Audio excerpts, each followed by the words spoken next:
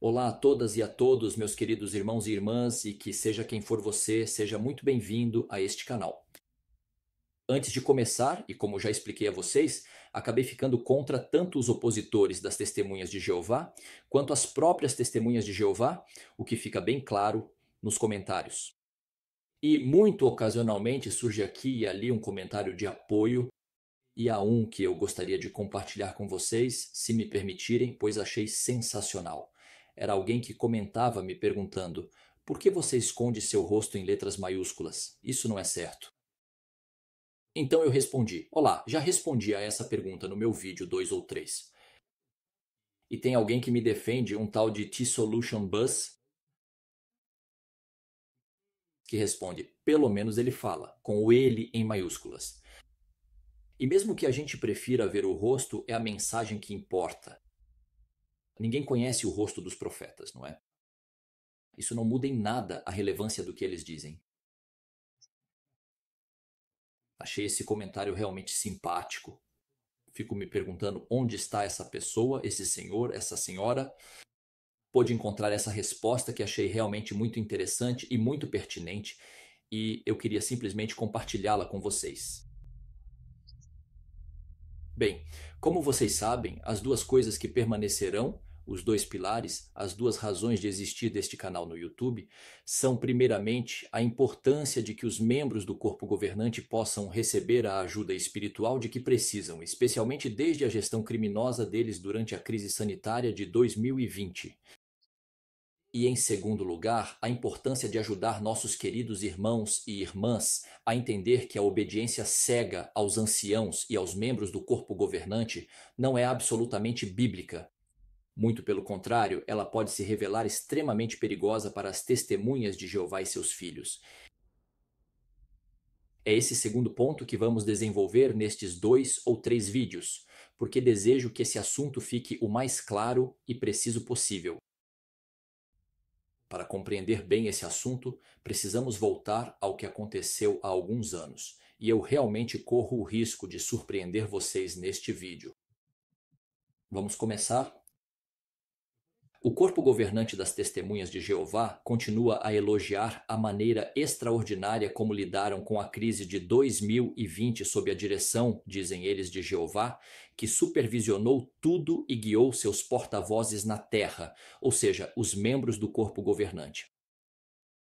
O único problema é que quando a organização nos informou o número de mortes por Covid entre o povo de Jeová, corri para o site da Johns Hopkins para comparar o número de mortes por 100 mil pessoas em pouco mais de 200 países no mundo com o número de mortes entre o povo de Jeová. Lembro-me de que estava todo animado, ansioso para descobrir que talvez fôssemos o povo medalha de ouro, com a menor taxa de mortalidade ou medalha de prata de bronze. Mas que surpresa quando percebi que éramos um dos povos com a maior taxa de mortalidade do mundo. Dos 200 países que existem no mundo, estávamos entre a 185ª e a 190ª posição. As Testemunhas de Jeová tiveram uma das taxas de mortalidade mais altas do mundo. É claro que as Testemunhas de Jeová não aparecem realmente no site da Johns Hopkins. Eu simplesmente fiz o cálculo para 100 mil pessoas para incluir o povo, entre aspas, de Jeová e ver onde ele se situaria. Se você tiver alguma dúvida sobre a incrível taxa de mortalidade entre testemunhas, convido você a conferir por si mesmo. Isso é muito fácil. Você está visualizando a atualização de notícias número 1 de 2022 no jw.org. O irmão explica que até 21 de janeiro de 2022, 26.813 irmãos e irmãs morreram por causa do vírus. O anuário de 2023, com os números de 2022, mostra uma média de 8.625.000. 42 publicadores testemunhas de Jeová. O que significa que o número de mortes por 100 mil testemunhas de Jeová foi de 311. Agora você vai online e digita a seguinte frase: número de pessoas que morreram de Covid na França em 21 de janeiro de 2022, portanto, nesta mesma data. você encontrará um artigo da CNews que mostra o número acumulado de mortes na França. 128.347 para 68.700 habitantes no mesmo ano, o que nos dá 189 mortes por 100 mil habitantes. 189 mortos por 100 mil habitantes em comparação com 311 entre as testemunhas de Jeová. A França faz parte dos países que têm um balanço da Covid bastante medíocre, para dizer o mínimo. Pois bem, a mortalidade entre a nação de Jeová é 64% mais alta do que na França. E essa é a triste realidade. As testemunhas de Jeová estão quase como a lanterna vermelha mundial da crise de 2020. Mas o corpo governante continua a se parabenizar pela forma como eles lidaram com essa crise. Pergunta: por que tantas mortes entre as testemunhas de Jeová? A resposta talvez esteja nas análises de Pierre Chaillot, do canal do YouTube Echo de l'Echo. Ele é um conferencista e estatístico que dedicou milhares de horas a analisar os números oficiais da crise e que escreveu 2 livros sobre essa crise, sendo o primeiro um best-seller e que chega à seguinte conclusão: quanto mais se toma, mais caro se paga. E isso certamente pode explicar aquilo, assim como a dívida de sangue que os membros do corpo governante assumiram, e o motivo pelo qual peço que eles sejam levados diante de um comitê de disciplina religiosa por homicídio culposo e por colocar a vida de outros em perigo. Para aqueles que ainda não entenderam o que realmente aconteceu durante esse período, deixo um link para 2 vídeos. Uma delas, deste famoso Pierre Chaillot proferindo uma conferência a convite do Círculo de Aristóteles, e outra que, na minha opinião, permanecerá como item de colecionador por muito tempo, gravada no Bistrô Liberté. Então não hesite em assistir a esses 2 vídeos, eles são realmente muito interessantes. Então, recebemos como nação, como povo, diretrizes e conselhos que eram nada mais nada menos do que 1000 palpites, o roteiro perfeito de um certo escritório globalista bem conhecido. Na verdade, a organização recomendou que, durante a crise, primeiro, fiquemos em casa o máximo possível, segundo, usemos protetores bucais o máximo possível, terceiro, nos bicamos, quarto, a organização decidiu nunca pronunciar a palavra tratamento. 5. Decidi nunca recomendar aumentar suas defesas imunológicas. 6. Decidi desencorajar os irmãos de ouvir a mídia alternativa, o que estava correto desde o começo, mas apenas ouvir a mídia tradicional.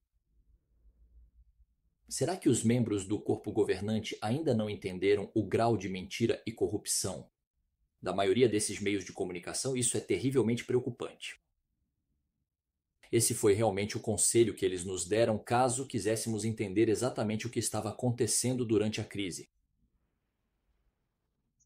Eu não sei o que dizer. 7. Voltando ao roteiro da agência globalista, a organização decidiu destacar o perigo do conspiracionismo, o que o corpo governante fez.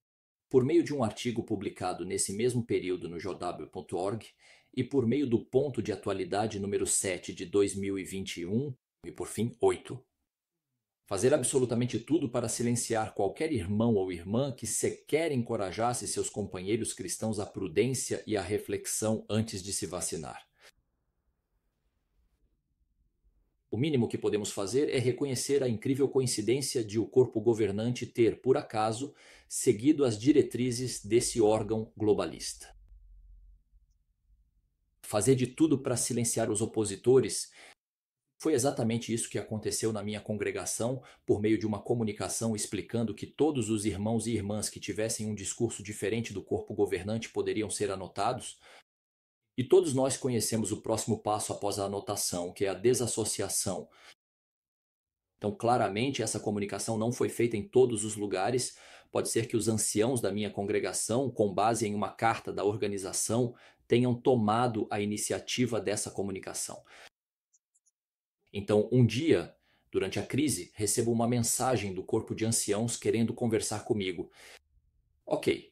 Um ancião toma a palavra e me explica que se eu tivesse determinado ponto de vista, certas informações sobre o perigo das vacinas, eu não deveria dizer nada. Guarde isso para mim e, acima de tudo, não vá contra o que dizia o corpo governante. O que, diga-se de passagem, é bem a prova de que o corpo governante tinha uma linha diretiva que absolutamente todo mundo entendeu muito bem, que era fazer com que o máximo de pessoas no mundo tomassem a vacina. Digo no mundo, já que o site j.org se dirige à humanidade e não apenas aos testemunhas de Jeová. O que eu fiz? Eu não obedeci nem cedi à ameaça vergonhosa deles. Então continuei a alertar, a informar meus irmãos e irmãs, mas de forma mais discreta. Por que acabei de falar em ameaça vergonhosa? Porque esse tipo de ancião se comportou de maneira vergonhosa. E vou explicar por quê. Estou em minha casa, recebo um irmão. Para compartilhar um refresco, conversamos sobre tudo e nada, e claro, ele me pergunta o que eu penso sobre a picada. Eu, na véspera, tive a oportunidade de ouvir diferentes pessoas que expressaram suas terríveis preocupações sobre esse assunto. Uma diretora de pesquisa do INSERM, especializada nada mais nada menos do que em RNA, um prêmio Nobel, considerado um dos maiores cientistas do mundo, outro, considerado o microbiologista mais citado do mundo, outro, que não é nada mais nada menos do que o principal inventor da tecnologia de mRNA, outro que é um dos maiores pesquisadores epidemiologistas e estatísticos do INSERM, e por fim outro que é ex-presidente do Alto Conselho de Saúde Pública, tendo trabalhado em altíssimo nível na OMS durante muitos anos. Obviamente, é sob o pretexto científico que os 88% dos mujons do estudo de 1000 gramas certamente continuam a serem considerados como um bando de pequenos palhaços de ópera. Sim, os Mujon, o cruzamento entre uma ovelha e um pombo. Esse irmão que recebo em minha casa me explica seu desejo de ser bem obediente às instruções do Colégio Central e de planejar vacinar seu filho de 11 anos. E sim, foi exatamente isso que o Colégio Central incentivou, já que pedia aos irmãos e irmãs que obedecessem às recomendações sanitárias de seu país. E quais eram as recomendações sanitárias em muitos países? Bem, você toma, faz seus filhos tomarem e até mesmo seu bebê, caso ele supostamente fosse um pouco imunodeprimido. Recomendação oficial do CCNI no Canadá, do CDC nos Estados Unidos, da HHS na França, só para citar esses. Obviamente, compartilho meus conhecimentos com esse irmão, sem tentar influenciá-lo em nada, sendo eu visivelmente infinitamente mais sábio do que os membros do corpo governante, pelo menos neste caso, já que sou particularmente cuidadoso para não me responsabilizar por nenhuma culpa ou dívida de sangue, nunca te darei nenhum conselho. Você faz o que quiser, meu amigo, a responsabilidade é sua. Isso é óbvio, entre parênteses. Que, se nossos caríssimos irmãos do corpo governante desejarem algumas sugestões para melhorar sua fidelidade e sua natureza sábia em caso de crise sanitária, coloco-me inteiramente à disposição deles. Embora, na verdade, isso não seja muito complicado em si. Você fica em silêncio, deixa seus irmãos e irmãs tomarem suas próprias decisões, não os insulta chamando-os de rebeldes e insubmissos, não tenta dominar a consciência deles. Nem tenta privá-los do livre-arbítrio usando ameaças, insultos e manipulações mentais destinadas a fazê-los se sentirem culpados para que finalmente se submetam à sua visão. E eu prometo a vocês, se fizerem isso, queridos irmãos do corpo governante, tudo vai dar muito certo. Abdias garante isso a vocês. Jeová ficará muito orgulhoso de vocês. Agora vamos imaginar que eu tenha cedido ao medo e à chantagem desses anciãos vergonhosos e que eu não tenha dito nada ao meu irmão. E que eu não tenha compartilhado com ele as informações importantes que eu tinha. Ele faz o filho tomar a injeção e o filho morre por causa de uma complicação. Depois do enterro, eu digo a ele que eu sabia que havia riscos, que eu tinha informações muito interessantes sobre isso. O irmão certamente teria me perguntado: mas por que você não me contou? O que eu deveria ter respondido? Porque os anciãos me proibiram.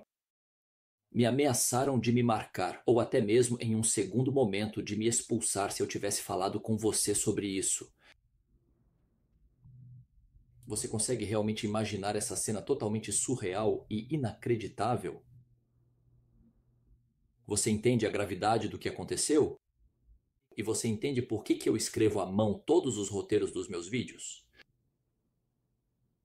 Porque, na verdade, apesar das aparências, eu sou uma pessoa muito apaixonada. E se eu começasse a improvisar, acho que diria uma porção de coisas que no momento me fariam um bem enorme, mas que depois eu provavelmente me arrependeria muito. Perceba, o povo de Jeová talvez fosse o único lugar no mundo, e eu disse no mundo, onde as pessoas podiam ser punidas se, em casa em particular, tivessem a ousadia de expressar dúvidas sobre a vacina. Isso é realmente impressionante quando a gente pensa a respeito. Esse tipo de situação certamente aconteceu na imensa maioria das congregações. Tamanha era a pressão para dissuadir os irmãos e irmãs, até mesmo de compartilhar sua cautela sobre esse assunto. O que Jeová exige em situações como essa é exatamente o oposto do que o corpo governante exigiu durante a crise. A Sentinela de 15 de agosto de 1994, página 15, parágrafo 19, dizia: "Não avisar alguém que está em perigo equivale a um assassinato." Esse artigo falava sobre a pregação, mas entendemos bem que o princípio se aplica a qualquer situação. Não avisar alguém que está em perigo equivale a um assassinato. Ezequiel, capítulo 33, versículo 6. Mas se o atalaia vir a espada chegando e não chamar o corpo e o povo não for avisado, se a espada vier e matar um deles, esse morrerá por causa da sua iniquidade. Mas responsabilizarei o vigia pela morte deste homem. E sim, Jeová exige que, no caso de termos informações importantes que indiquem que a vida do nosso irmão pode estar em perigo, somos obrigados a informá-lo. Convido sinceramente todos os anciãos a pegar esse versículo e, depois de fazer uma bela oração a Jeová, lê-lo e meditá-lo para que ele os ajude a ver as coisas como ele as vê e para que finalmente tomem consciência da atitude indigna da qual vocês têm, talvez dado prova para com Jeová e seus irmãos e irmãs por sua submissão e obediência cega ao corpo governante. É isso a que leva a obediência cega aos homens, aliada ao desprezo pelas leis de Jeová. Isso leva a se tornar cúmplice de um desastre, que talvez você tenha ajudado a provocar entre seus próprios irmãos e irmãs para estar entre as 15 nações, com a maior taxa de mortalidade entre cerca de 200 países do mundo e com uma taxa de mortalidade 64% maior do que a da França. No meu próximo vídeo, entrarei no cerne da questão a fim de ajudar as testemunhas de Jeová a entender que a obediência cega àqueles que nos dirigem não é absolutamente bíblica. E tentaremos entender por que afirmar que o corpo governante é a voz de Jeová na terra é totalmente inadequado, ou talvez até terrivelmente insultuoso para Jeová. À minha direita, o vídeo principal deste canal, e à minha esquerda você pode clicar na bolinha para se inscrever. Obrigado por assistir e até muito em breve.